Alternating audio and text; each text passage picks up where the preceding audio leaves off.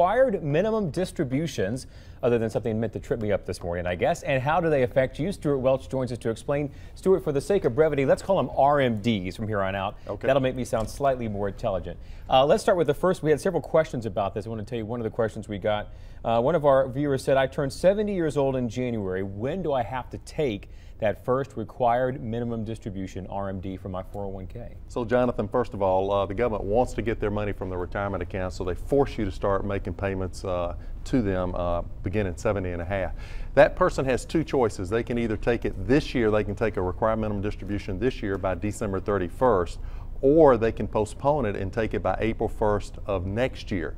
If they wait and do it next year they'll have to do two. They'll have to do the one for this year and the one for next year. So most people will go ahead and do it this year so they don't have two tax payments in the same year. But by the end of next year, it's coming out either way. It has just to. Depending on the time. No question. Another thing about timing, I know one of our viewers asking, they're about to get to that threshold there and saying, basically, if I have something in an annuity, if I have an IRA, if I have a 401k, do I have to take something out from all of those at the same time? How does that work? So the government doesn't care where they get their money from as long as they get their money. So what you do is you calculate the total amount of money in all of your retirement accounts on December 31st of the prior year, and then you must take the distribution from anywhere you want it to. And you can split that up. I mean, you could take 20% from one, 30% from another. They don't care. Here's what's really important. You must make sure you take all of it because the penalty is 50%. Penalties on all of those 401ks, IRAs is always really high.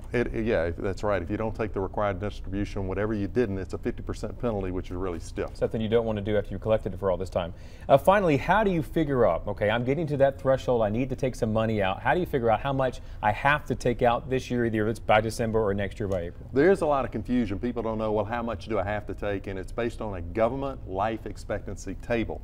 And the good news is if you're 70, the government thinks you're going to live to your 97. But actually the first year's distribution is about 3.5%.